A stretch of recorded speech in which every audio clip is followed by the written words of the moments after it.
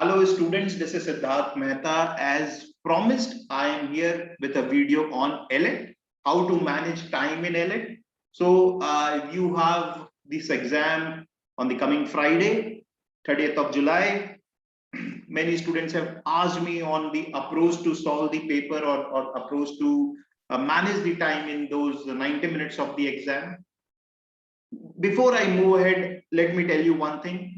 If you are sure about your strategy, if you are very clear that very clear with the way you want to approach the ELET exam, please do not follow my advice, because I will not suggest that if you are confident enough, you should change your strategy in the final moments. So let me begin. So first and foremost, what I will like is just have a quick look at ELET exam 2020.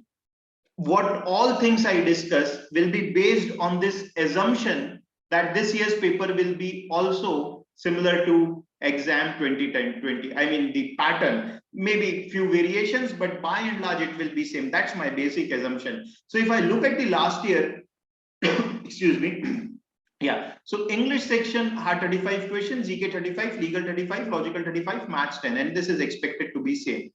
The important thing is the type of the questions that were asked. So if you look at the type of the questions in the English section, there was one reading comprehension passage with 5 questions. So only one passage, a good break from CLAD. There were a lot of questions on grammar and different variety of grammar questions. A lot of questions based on vocab. So vocab in terms of fill-ups, in terms of usage in a sentence. Parajumble is a usual feature in the ELET exam, but I don't think last year they had that question, but you can expect this. Sentence correction questions were there. Of course, the sentence correction questions are also based on grammar. So type of questions that you can expect: RC, grammar, vocab, parajumble, sentence correction, close test, wide variety of questions. Last year, they did not have question on parajumble, rest all things were there, right? As I have shown it here. So RC, that there was one RC, rest questions were on grammar and vocab. Vocab questions were in the fill-ups and the sentence usage, all right, contextual usage. All right, next then moving to GK. GK was a good mix of current and static, but by and large it was current affairs.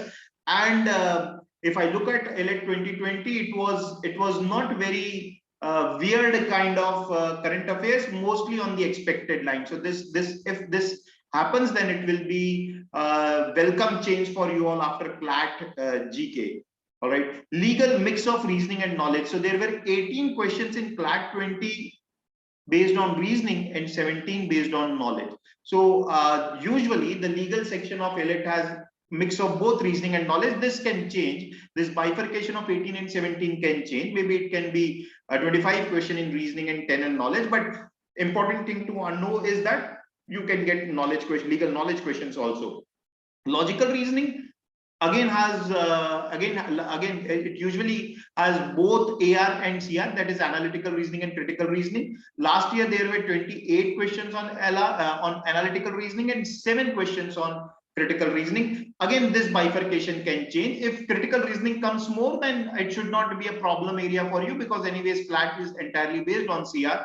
So this is something for the logical reasoning. For the maths, only 20 questions, but wide variety. So even they had questions based on probability and permutation, combination, algebra, everything is asked here. So this was what happened in ELET 2020. This is the usual, I should have written here, usual, and this is the ELET 2020. So if it continues, then this is what you can expect in the 21 also. Now, the most important thing, what is the approach?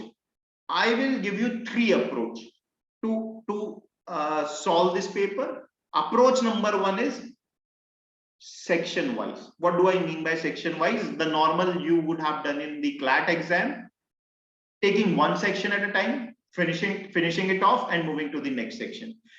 Here what I will say is always start with GK. This should be your first section. This is actually what I will do. This is my preference order also. This is my preference order also. So this is what I will do. section number 1 should be GK, and this GK is very simple, straightforward in terms of the length. You don't have to read the passage and do something. So maybe 60-70 word per question kind of thing. In 7 minutes, I think you can complete all the 35 questions. I'm not saying mark all 35.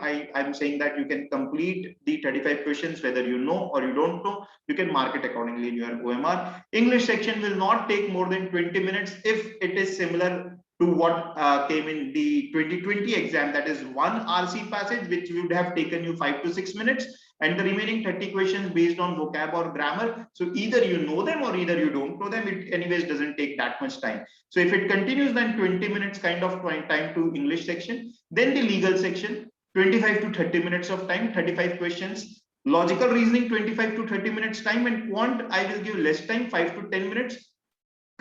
Assuming that everything is similar to what happened last year, right? But quant, any which way, I will not give more than 10 minutes, okay? Because it has wide variety of questions. This will be my time allocation.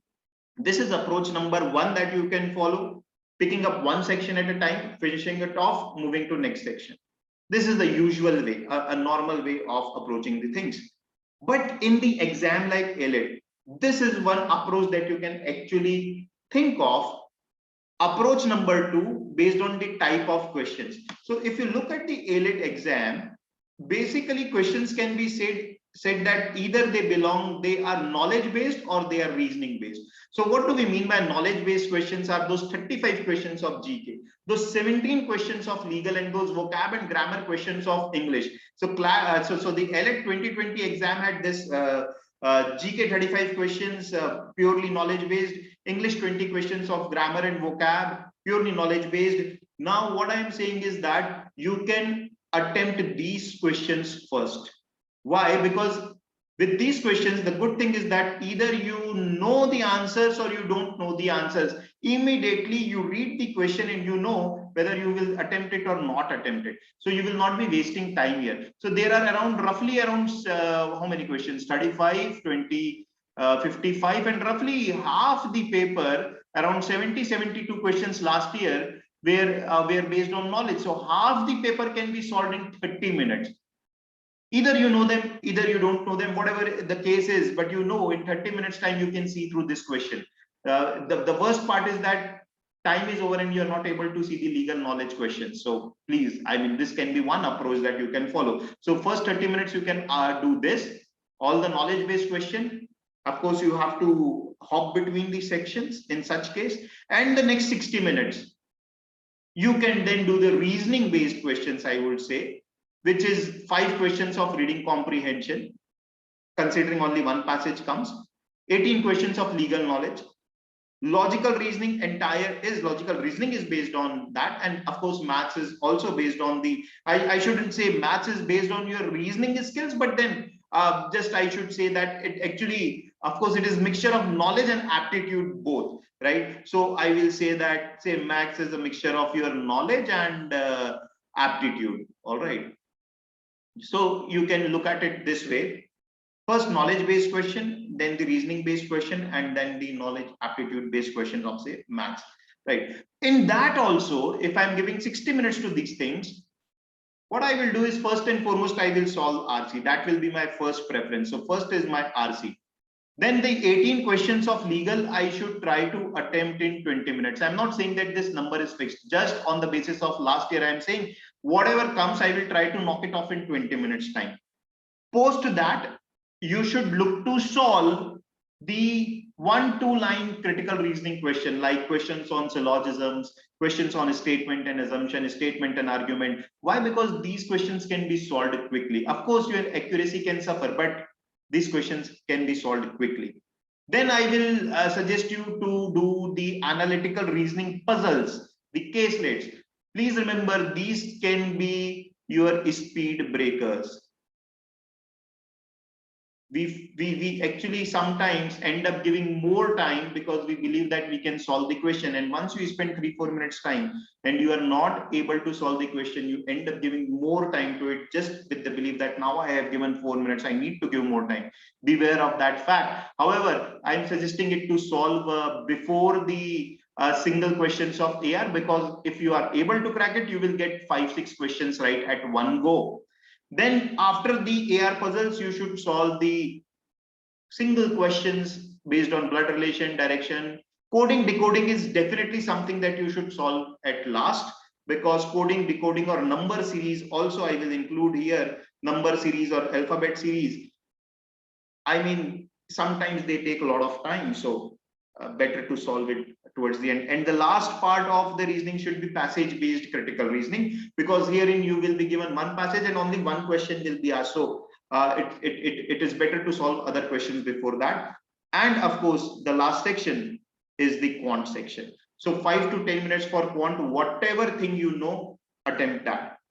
This is my approach number 2. I think you can look to implement this.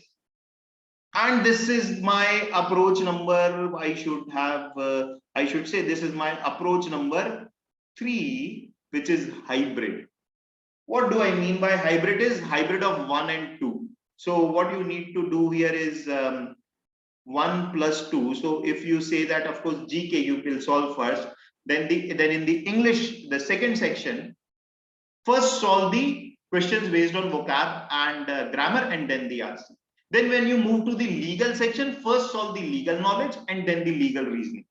Then when you move to the logical reasoning, first solve the 1 or 2 liners CR based questions, Sillog's statement assumption, then the puzzles, the way we have just discussed in our previous slide. So this is the mix of the 2 approach that you can do section wise, and inside the section wise, look at the type of question that you want to approach, right?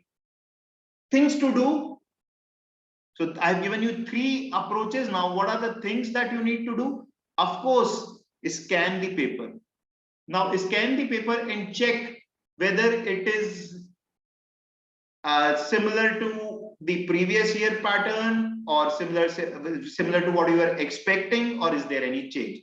Now, if it is as per your expectation, then of course you can evaluate your strategy and implement your plan A. If it is not as per your expectation, then you need to move to your plan B. Now the plan B cannot be, I cannot tell you what should be your plan B, because it depends upon the changes in the paper. But whatever you do, even if there are changes in the paper, you must stick to your time management. Time management should not change. So whatever happens, I will keep this part by and large same. A little bit of variation is okay, but then by and large your time management should be fixed. You should not give undue amount of time to one particular section. Execute your plans. Many times we are not able to execute our plan in the exam because we get under stress when we see a question, or when we see a section which is not as per our expectation, we are not able to perform. And I'm sure all of you must have experienced it in CLAT. I am sure that you will not repeat the mistakes. So first thing, just scan the paper, evaluate whether you will go with your plan A strategy. Whatever I have discussed is my plan A. Plan B has to be decided on the spot by you there. Nobody can tell you. Execute whatever you have decided with confidence. With confidence, have trust in your preparation. Have trust that 90 minutes are available to everyone, right? So same resources are available to everyone, and whosoever manages those 90 minutes well will definitely do well in the exam. So that is it from my side, guys. Thank you. I wish you all the best for ELECT, and I really hope that you all perform to your potential in this exam. Bye.